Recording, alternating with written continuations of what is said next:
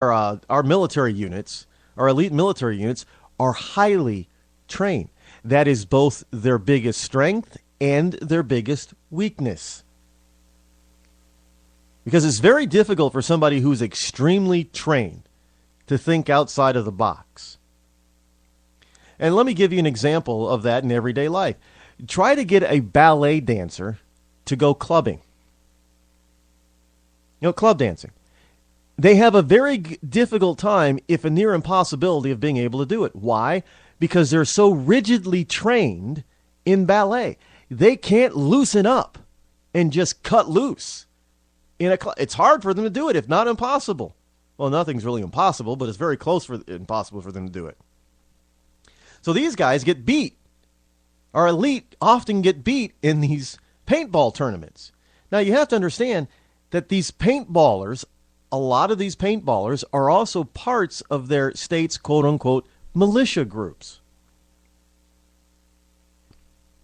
Just saying. Now if you take weapons away from people like that, look, the one reason our founding fathers saw fit, because I know we get this, well, do you think having a rifle or an assault rifle is going to be any good against a tank? Well, obviously not. But that's not the point.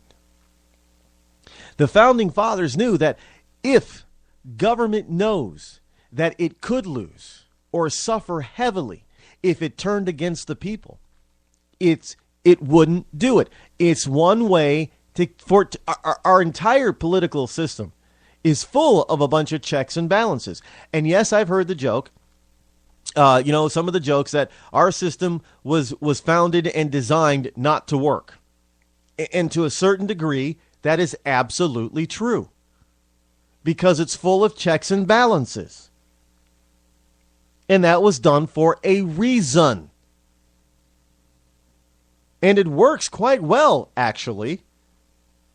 When really important stuff needs to get done quickly, like war and stuff like that, and defending the nation, that happens. No problems, no questions asked, really. That happens. But when it comes to doing things to the citizenry, well, a lot of times that kind of stuff grinds to a halt. That's a good thing. Because notice what happened. A month ago, just a month ago, we have a massacre, a horrendous shooting that kills 20 students, children, very young children, and 6 adults in a school. And less than a month later, the state of New York has a new law. Do you think that was highly debated? Do you think it was well thought out? Well, I mean, it was well thought out in the point that it really wasn't drawn up after December 14th, because it's kind of like Obamacare. It was sitting in some liberal's drawer somewhere, waiting for the right opportunity and time to bring it forward. But do you think it was debated? No. So what does this law do in New York State?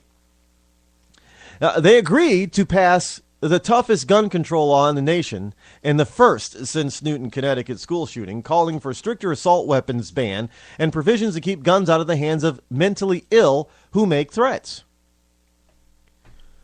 Well, now we're going to empower cops to determine if you're mentally sane or not. That's the only way you're going to, get first line defense on this kind of stuff. And I don't know how many times we got to prove. Every time I say this and prove it, they try to obfuscate this. Look, Washington, D.C., Chicago, Illinois, they have some of the toughest gun laws in the country. And yet they're the murder capitals in our country. They're the violent crime capitals of our nation. So lack of legal law-abiding citizens having guns doesn't make them safer. In fact, it puts them more at risk because, we hear, yes, we want to be safer. Well, to paraphrase Benjamin Franklin, those who give up a little bit of freedom to get a little bit of security, indeed will deserve neither security nor freedom, nor will they have security or freedom. Plain and simple. Andrew Cuomo, the guy, there's something about him. He's from what I understand, he's an ill-tempered man, and he's not pretty to look at. I mean, he's not overly ugly, but there's just something about him that's very difficult to look. There's this evilness about. I'm being honest. There's like this evilness about him that makes him difficult to look at. You don't like looking. He makes you he's not intimidating. Not in the least. He is definitely not an intimidating figure. But he's very uncomfortable he makes you uncomfortable when you look at him. At least that's the way I feel about him. I'm very uncomfortable looking at pictures of this guy and looking at him on TV, on the news or something. He makes me very uncomfortable. If I were standing in front of him, no, he would not intimidate me one iota. But I wouldn't want to be in a room with him for very long. I can tell you that. The man makes me uncomfortable, which is why he's probably the governor of New York. And he's a star, rising star of the Democratic Party, possibly 2016 nominee for the Democratic Party. And I used to, guys like that or people like that, I used to say, yeah, bring it on, because, the Democrats would implode with him and people will just, no way would they ever vote for him. But we voted for Obama twice. Okay, the first time you can kind of understand it. The second time you fully understand what this guy was like, what he was all about, and people still voted. And now they're crying and whining that their taxes have gone up, but they voted for the guy who raised their taxes. But it's not Obama's fault. No, somehow it's still Bush's fault that their taxes went up. But this measure calls for restrictions on ammunition and the sale of guns. It passed today. He says this is not about taking anyone's rights away, says Senator Jeffrey Klein, a Bronx Democrat. Yeah, it is. Well, no, it's not about taking anybody's rights away, because liberals don't think you have a right to bear arms in the first place. So they're not taking away something that they don't think you have a right to. So they're not taking away your rights in their minds. You don't have a right to it. And because you don't have a right to it, they have a right to deeply regulate it, ban it, and just make it very difficult for you to get a gun. Now, under current state law, assault weapons are defined by having 2 military rifle features. This is an assault weapon. This is their idea of an assault weapon.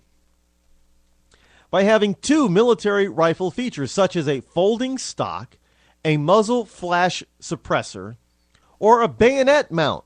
Now, remember, a bayonet's nothing more than a knife.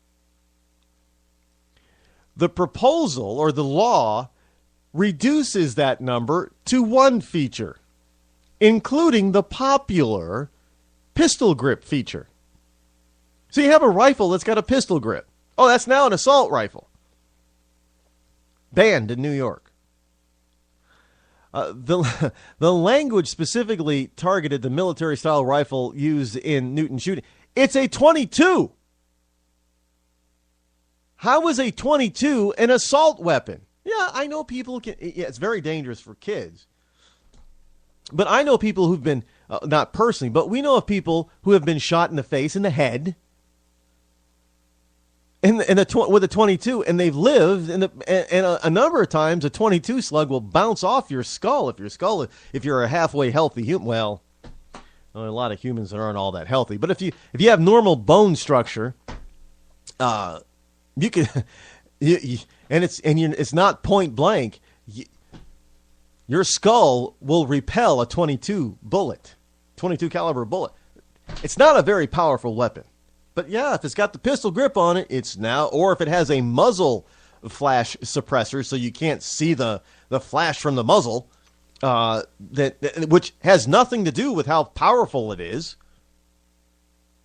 nothing to do with increasing the kill ratio, but it looks like whatever we like to call an assault rifle, so it must be. Well, yeah, that's been banned in New York. Private sale of assault weapons to someone other than an immediate family would be subject to a background check through a dealer. Well, okay. New Yorkers would also be barred from buying assault weapons over the internet, and failing to safely store a weapon could lead to a misdemeanor charge. Now, what's safely store it? Oh, yes, let's have it in the basement under lock and key with the bullets someplace else in the house. Oh, I remember that's what they used to say. How do you keep a gun safe in the house? You have the gun locked in, let's say, in your closet, and the bullets locked away in a drawer somewhere away from the closet. Well, if you have a handgun in the house for protection, isn't that kind of asinine to have the ammunition and the gun is not only separate but locked in separate locations? What good is that? Again, because they want you to call 911 instead. It's a police state mentality. They don't want you depending on yourself.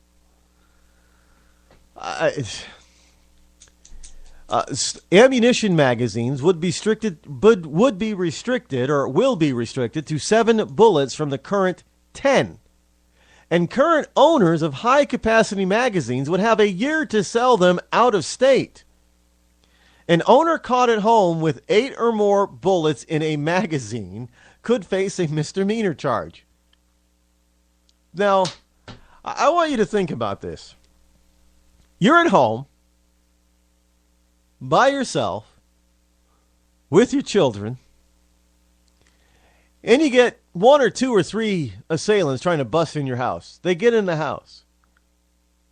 They make it clear that they intend to do you and your family bodily harm, including and up to murdering you.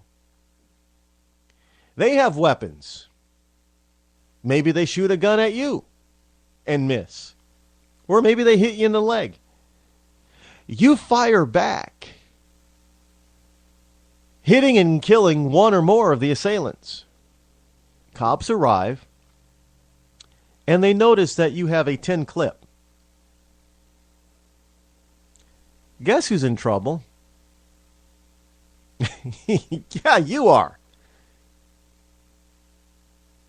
Saving your life, saving your family's life, you're the bad guy. That's where these laws are going, folks. In another provision, a therapist who believes a mental health patient made a credible threat to use a gun illegally would be required to report it to a mental health director who would have to notify the state. A patient's gun could be taken from him or her. Well, if a therapist who believes a mental health patient, well, that's kind of interesting considering that about half of all Americans are seeing a therapist of some kind and or taking some sort of mental drug. God, this is why I don't believe in psychiatry. I don't believe in therapy. I don't go to these jackasses so they can rip me off financially. Are you kidding me? And if you're a mental patient, if you go to them, whether you do it voluntarily, I think I need therapy. That goes for you people. The way this is written, that would also apply to you folks who seek marital counseling. Just saying. You're a mental health patient because you're receiving some form of mental health therapy. So now you fall under this. If you, I don't know, because you're totally sane, but how often does somebody say, "Oh, I was so mad, I'm going to kill her"? Well, now this therapist has to report that. And then he's got to report it to, I don't know, some sort of supervisor, even if he's a sole practitioner. And then they've got to tell the cops, and then the cops have got to make a report so they can. How long is that going to take?